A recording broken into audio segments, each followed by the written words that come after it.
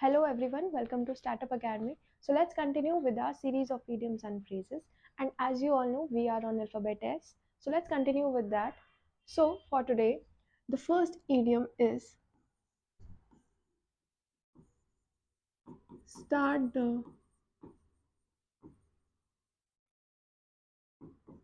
the ball rolling का मतलब है आपके पास there is a flat surface. इसे एक्टिविटी करके समझते हैं. जैसे कि बॉल है और you have just started it rolling. अब रोल करते करते क्या होगा, बॉल की position will be continuously changing और बॉल जो है वो कंटिन्यूस मोशन में आ जाएगी. बिकॉज क्योंकि बॉल मोशन में आ गई है, इसकी वजह से क्या हुआ, इनिशिएशन हो गया है. आपको सिर्फ स्टार्ट करना था and then the initiation of the chain reaction have started. जैसे कि क्या, टू इसको लिख सकते हैं कैसे, to initiate chain of events. ठीक है, तो इसको क्या बोलेंगे, स्टार्ट द बॉल रोलिंग, जैसे कि to initiate chain of events. With this we have the same idiom that says set the wheels in motion. Setting the wheels in motion का भी मतलब सेम ही होता है. तो अगर एग्जाम में आ जाए, जो कि आ भी चुका है एक बार, this was one scene in your PYQ, so this has to be considered important. The second one, in order to frame a sentence we can say that we have set wheels in motion for a new project launch.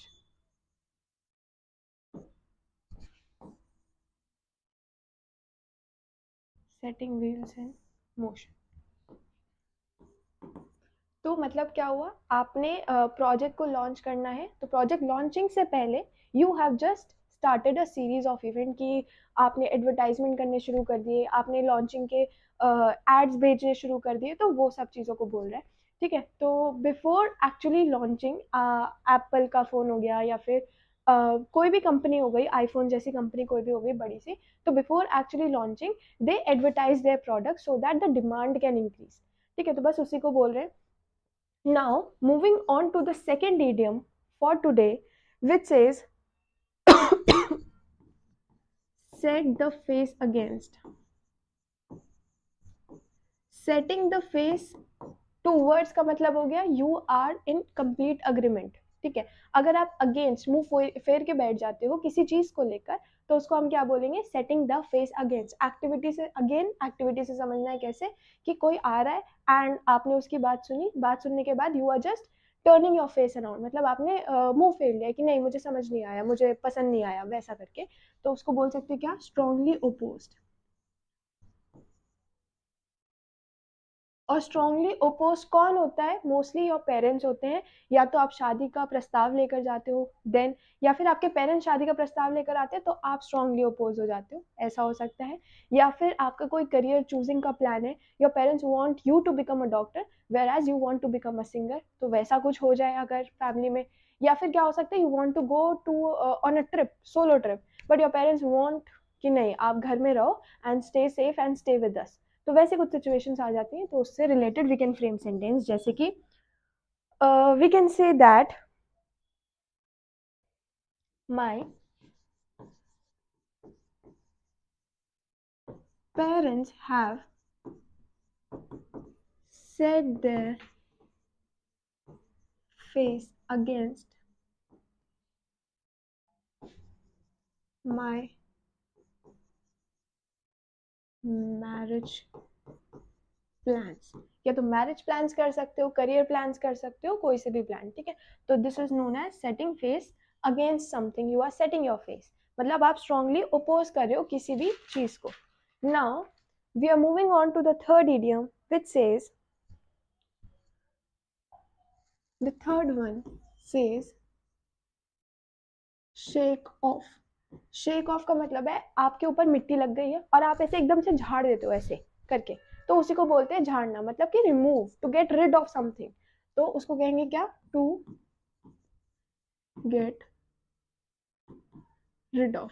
And rid of हम किससे होना चाहते हैं, mostly जो getting rid of things होती हैं वो या तो फीवर होता है, खांसी जुकाम ये सब हो सकता है, या फिर आप कह सकते हो क्या कि कोई प्रॉब्लम है उससे रिड ऑफ होना चाहते हो। आपका कोई फ्रेंड है जो कि एक्चुअली में फ्रेंड नहीं है, बट सांप जैसा आस्तीन में सांप होता है वैसी कोई सिचुएशन है, तो उन लोगों से रिड ऑफ होना चाहते हो, तो बस उन्हीं के ऊपर we can frame easy easy sentences and which says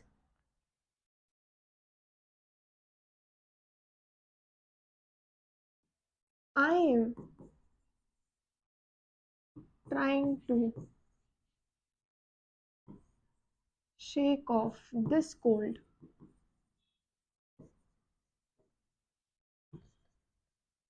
before Monday. Monday से पहले पहले मुझे इस फीवर से जो है वो आज़ादी ले लेनी है, उसी को बोल रहे हैं। आज़ादी ले लेनी है का दूसरा मीनिंग होता है जो कहता है set to liberty. Set to liberty का मतलब होता है to become free,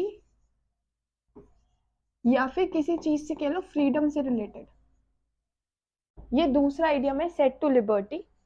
gate rid of का मतलब इससे बिल्कुल भी रिलेटेड नहीं है, these two are different idioms. ठीक है, तो सेट टू लिबर्टी का मतलब हो गया टू बिकम फ्री, किसी को आजाद कर देना। जैसे पिंजरे के अंदर कुछ देर आर सर्टन बर्ड्स, और देर आर सर्टन ओकेजन, जैसे कि 26 जनवरी हो गया, और कह सकते हो कि 15 अगस्त हो गया। तो also there are certain marriages जहाँ पर क्या होता है कि the newly wed couple, they bring in the cage of the birds and then they open that cage। जैसे ही केज खोलते हैं, so the birds come out, the couple of the birds come out and they are set free in the sky। तो ये activity आजकल चल रही है, बहुत ज़्यादा वायरल हो रही है, तो people have started doing that। वैसे ही होता था 26 जनवरी या फिर 15 अगस्त के टाइम पर। In my school it used to happen that the 3 birds used to be bought, they were to be painted. One was to be painted orange, namely saffron होता था, but it was the orange colour, then the white and the green colour, and those 3 birds were set free in the sky to fly. ठीक है, तो वैसा होता था, but obviously since they were the home bird so they use to come back to us, तो वैसा कुछ scene था। उसी को बोलेंगे सेट टू लिबर्टी। तो आप सेट टू लिबर्टी से related that sentence you can frame, but shaking और getting rid of is like कुछ प्रॉब्लम है, कुछ something that is creating trouble for you, तो उससे गेट रिड ऑफ होना, उसको बोलेंगे टू गेट रिड ऑफ या फिर शेक ऑफ। ठीक है, so we are moving on to the fourth idiom which says, the fourth one is sharp as tack। sharp as tack का मतलब होता है मेंटली एक्टिव हो, या फिर वी कैन से बहुत ही ज्यादा clever.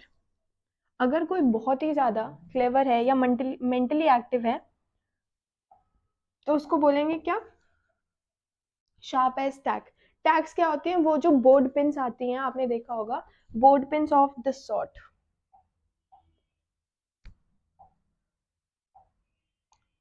We can make board pins like with this board and this। ये जो पिन्स होती है इनको बोलते हैं tags, these are called tags.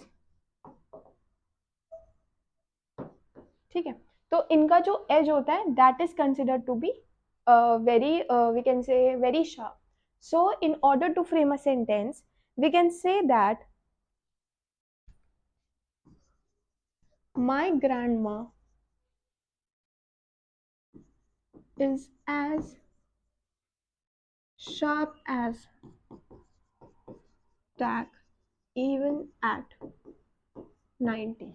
तो कुछ लोगों की दादी अम्माएं बहुत ज़्यादा कह सकते हैं कि बहुत ज़्यादा शार्प होती हैं, बहुत ही ज़्यादा क्लेवर होती हैं। तो उसी से related I have framed a sentence saying that my grandmother और माँ is as sharp as tag. अब देखो यहाँ पर एज शार्प लिखा है, एज मतलब कि this is a comparative quantity, मतलब आप किसी चीज को रिलेट करके पढ़ रहे हो, तो therefore this will be known as simile. These are called parts of speech. Simile is a part of speech. ठीक है, तो इनके बारे में भी हम डिस्कस करेंगे जब हम डिस्कस करेंगे अपने एसे राइटिंग और पैसेज राइटिंग के बारे में। Then will be discussing about these parts of speech जो कि इम्पॉर्टेंट रोल प्ले करती हैं। जब भी आप यूज़ करोगे इन सब चीज़ों को, उससे क्या होगा कि सामने वाले को पता चलेगा, the one who will be checking your answer sheet, he will और she will come to know कि हाँ, this person has an information and he knows how to implement that sort of information in framing the answers for ISS examination, of course. ठीक है, so we are moving on to the next idiom, which says the fifth idiom, sharp practices.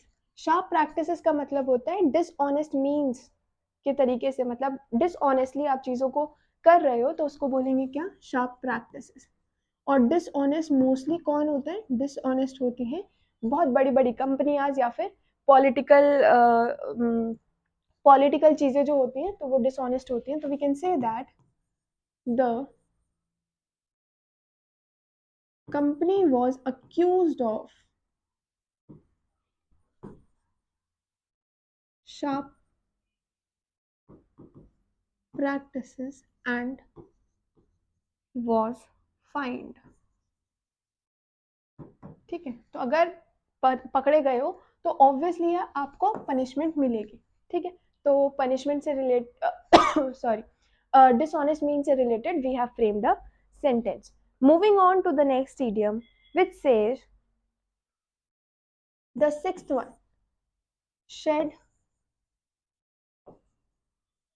Light on. Shed light on का मतलब होता है कि किसी चीज को एक्टिवली एक्सप्लेन करना, या फिर आप कह सकते हो कि जो भी कोई सिचुएशन आपके सामने फ्रेम हो गई है आप उस चीज को एक्सप्लेन कर रहे हो। तो we can say that to explain situation, to explain something या फिर सिचुएशन को एक्सप्लेन करना। अब सिचुएशन कौन एक्सप्लेन करता है, supposedly I am the victim and I will be going to the police, और पुलिस को जाकर के I will have to explain my situation, तो वो हो गया shedding light on my actual situation. या फिर क्या हो गया कि I got late because of some reason, तो I will be explaining my situation to my boss और द कंसर्न्ड अथॉरिटीज। ठीक है, या तो ये हो सकता है, या फिर क्या हो सकता है, कोई डिटेक्टिव है, he is working on certain case and after that working उसे रिपोर्ट करना है टू हिज सीनियर हेड और लीडर, तो he will be the one who will be explaining. या फिर शादी का सीजन है तो इससे भी रिलेटेड बना सकते हैं क्या, कि आपको शादी करवानी थी इन अ सर्टेन मॉल या फिर हॉल कह लो, मॉल में तो कौन ही कराता है, हॉल में। तो हॉल में जाकर के क्या हुआ, the person in the hall or the manager of the hall will be explaining you, will be shedding light on the items that they would be offering to your guest, या फिर on the sort of decoration that they will be providing on your big day. ठीक है, तो उसी से related we can frame so many sentences. So for now what we can frame is, we can say that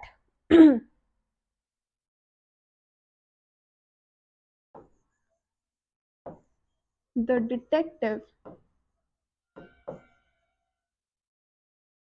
helped shed light on the murder mystery.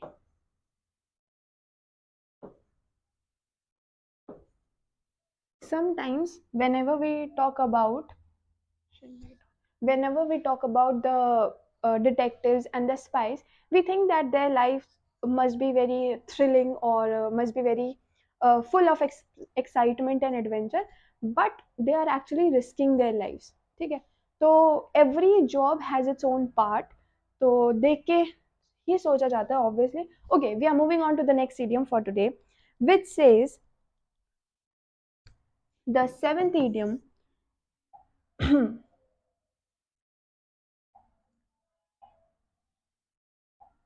which says shoot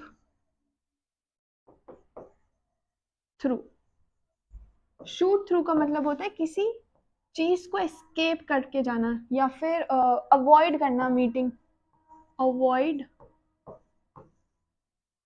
someone और something. अगर आप किसी चीज को avoid कर रहे हो या फिर किसी चीज से एस्केप कर रहे हो तो उसको क्या बोलेंगे हम, we take it as shoot through. So in order to frame a sentence we can say that I have to shoot through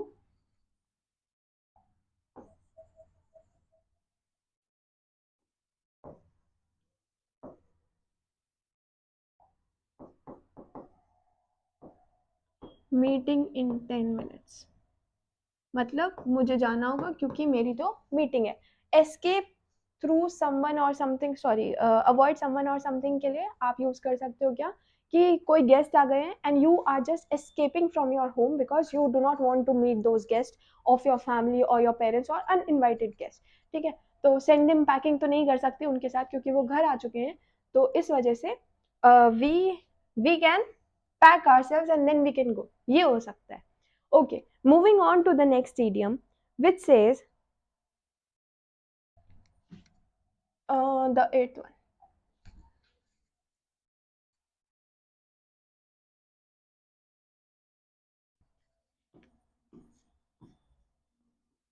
Shooting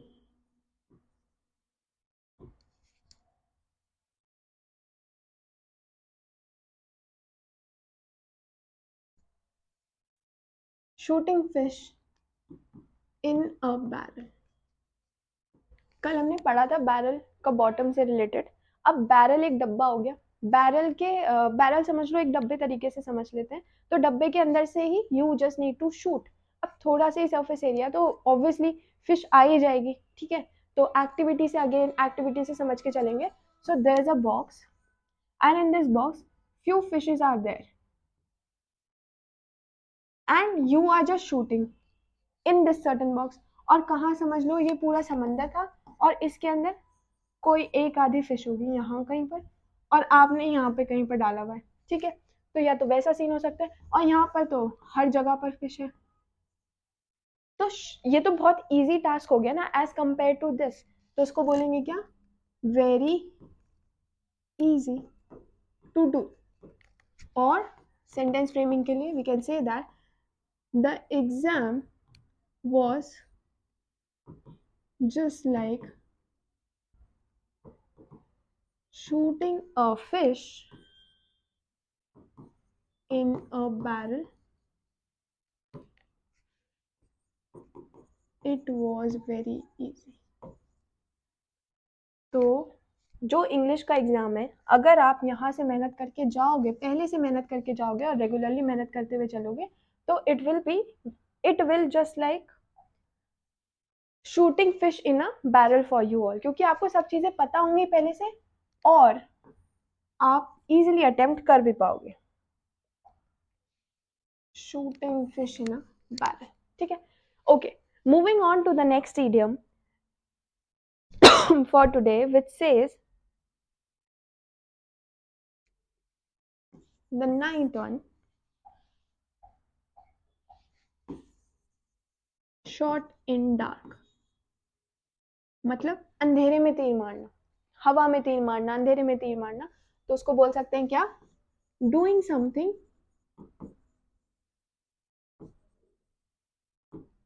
randomly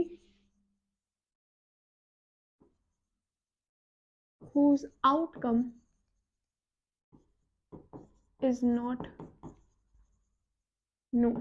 तो कुछ चीजें जो हम ऐसे कर जाते हैं, हवा हवा में तीर मार देते हैं, बोल देते हैं, कुछ भी कर देते हैं। सपोजिटली आपसे एग्जाम टीचर ने कुछ क्वेश्चन पूछा और आपने हवा में तीर आपने तुक्का मार दिया। तुक्का मारना जिसको कहते हैं, तो तुक्का सही भी हो सकता है, तुक्का गलत भी हो सकता है। तो अगर सही हो गया तो बढ़िया है और गलत हो गया तो फिर कोई बात नहीं, ठीक कर लेंगे। तो इसको बोलते हैं क्या, तुक्का बोल दो इसको, तुक्का।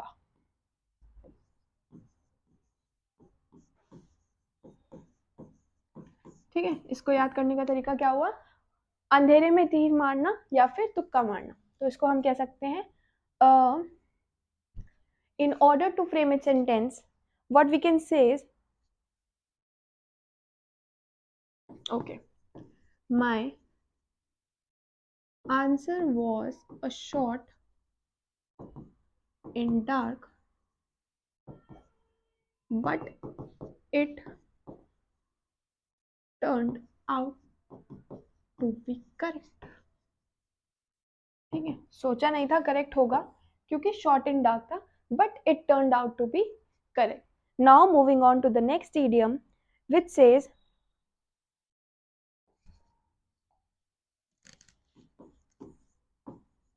show white flag. Showing white flag का मतलब हो गया सरेंडर कर देना. सरेंडर, थक गए हैं, हार मान जाना, एक तरीके से हार मान जाना. तो उसको बोल सकते हैं क्या? We can say that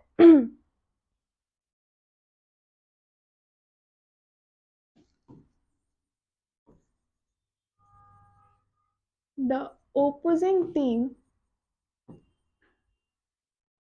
showed white flag after losing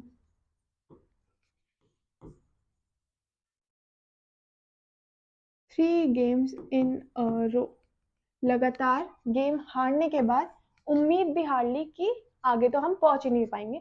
तो बस उसी से related I have framed the sentence क्या कि जो ऑपोजिंग टीम थी उन्होंने सरेंडर कर लिया, हार मान ली, सेइंग दैट हम आगे नहीं खेल पाएंगे क्योंकि वो लगातार 3 मैचेस हार चुके थे. इन अ रो मतलब लगातार.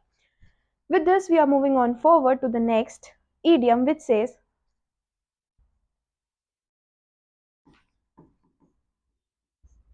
Silver tongue. एक होता है सिल्वर स्पून, एक होता है सिल्वर टंग. दोनों सेम ही है. तो मतलब क्या हो गया? Sorry, silver tongue and silver spoon दोनों डिफरेंट होते हैं. सिल्वर टंग का मतलब होता है क्या? To speak persuasively. अगर आप किसी को बहकाने की कोशिश करते हो, अपनी बातों में उलझाने की कोशिश करते हो, तो उसको बोलेंगे क्या? आप किसी चीज को करने के लिए परसुएड कर रहे हो कि हाँ कर लो, ये हो जाएगा, वो हो जाएगा, like that sort of. Mostly आपके पेरेंट्स करते होंगे आपके साथ, या फिर आप भी करते होंगे किसी और के साथ. तो that is known as silver tongue, कि आप अपनी बातों में ले आते हो किसी को. दैट इज कॉल्ड सिल्वर टंग. या फिर आप इतने अच्छे अच्छे वर्ड्स का यूज करते हो that people tend to get attract और गेट entrapped in your जाल, वैसा कुछ समझ सकते हैं. So we can say that in order to frame its sentence, my CEO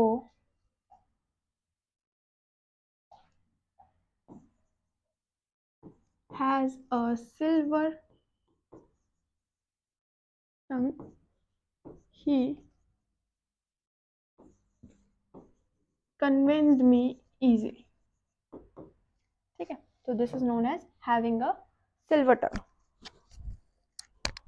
Now moving on to the next idiom for today, the 12th one, which says okay,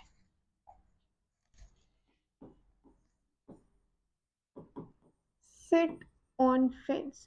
Sitting on fence का मतलब है कि बीच में एक दीवार है, इधर भी जा सकते हो, इसके इधर भी जा सकते हो, कहीं पर भी जंपिंग लगा लो. इधर चले गए तो कुछ हो सकता है, इधर चले गए तो अनदर कुछ प्रणाम रिजल्ट निकल कर आएगा.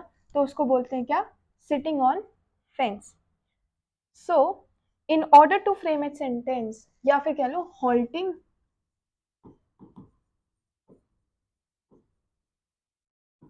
Between two option. समझ नहीं आ रहा क्या करें, चाय पिए, कॉफी पिए, नहीं पता चल रहा, रोटी खाएं, नान खाएं, नहीं पता चल रहा. तो वैसे बोलते हैं सिटिंग ऑन फेंस. अब ये तो खाने पीने की बात है, छोटी मोटी करोगे तो ज्यादा फर्क नहीं पड़ेगा, but there are it is life, और कुछ सिचुएशंस होते हैं जिनके इधर उधर जाने से दुनिया बदल सकती है. ठीक है, तो वैसा कुछ हो सकता है. तो we can frame a sentence which says what, which says that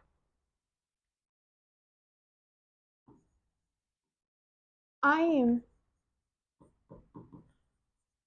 sitting on fence about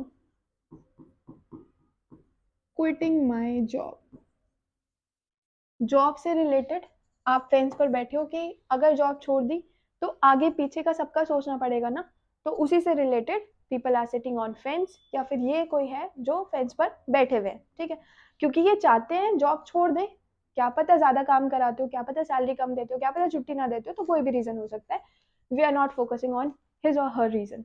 Okay, moving on to the next idiom, which says the 13th one, which says sit tight.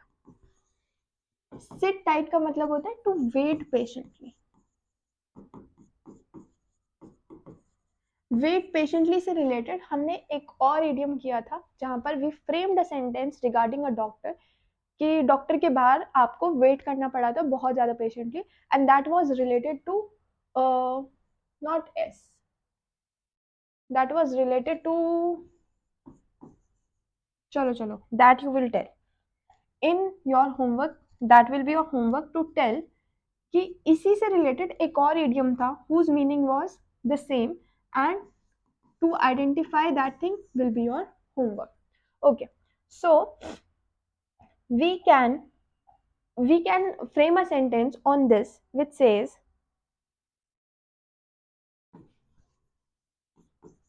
the traffic is bad,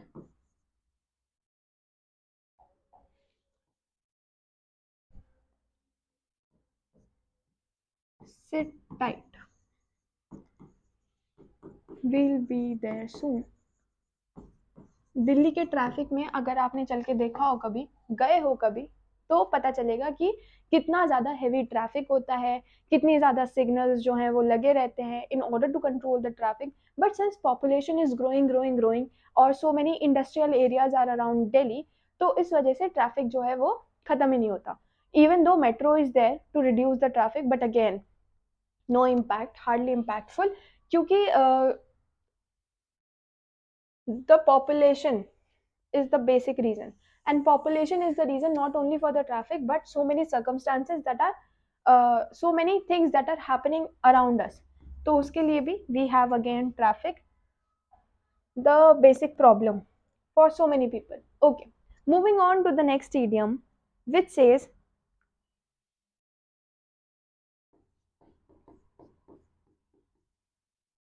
sitting on gold mine. अब फिर से activity की तरह समझेंगे कैसे कि gold mine के ऊपर बैठे हुए हो तो मतलब पूरी गोल्ड माइन ही आपकी हुई तभी बैठ सकते हो, वरना तो कोई अपने घर के बाहर भी नहीं खड़े होने देता आज तो. ठीक है, तो उसी से related sitting on gold mine का मतलब क्या हुआ, you are sitting on gold mine मतलब आपके पास कुछ ऐसी चीज है जो कि बहुत ज्यादा वैल्यूएबल है. सो आप कह सकते हो टू ओन समथिंग वैल्यूएबल. और गोल्ड से ज्यादा वैल्यूएबल कौन नहीं होता है, डायमंड होता है, प्लैटिनम होता है, बट स्टिल कौन होता है. तो in order to frame its sentence, we can say that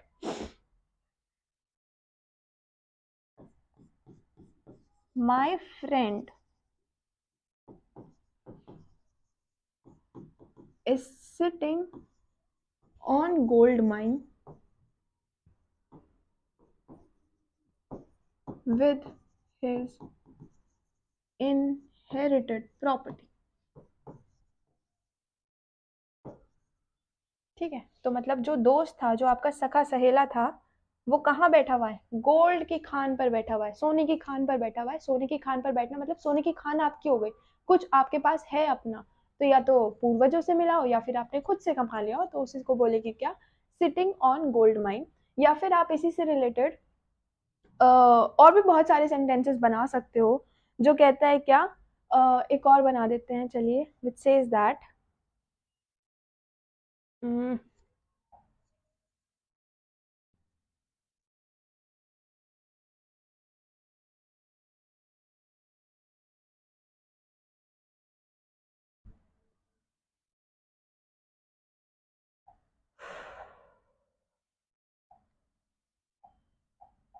okay, the another sentence that we can frame on sitting on gold mine is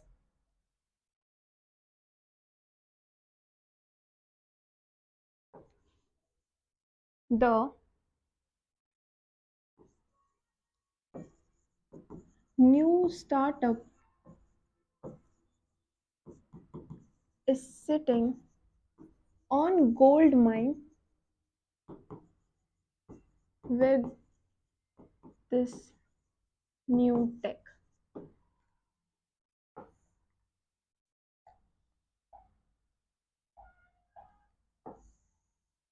ठीक है, मतलब जो स्टार्टअप था उसके पास एक अच्छी सी टेक्नोलॉजी है जिसकी वजह से वो गोल्ड की खान पर या सोने की खान पर बैठा हुआ है। अब टेक्नोलॉजी अच्छी है तो मतलब क्या होगा, जितने भी सारे कस्टमर्स हैं वो कहाँ जाएंगे, भाग करके उसी स्टार्टअप के पास जाएंगे कि हमें भी हमें भी हमें भी।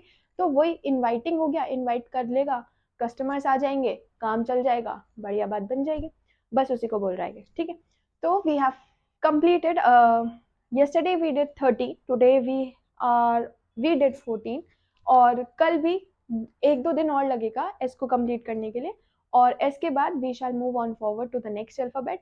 Till then stay tuned and thank you for watching.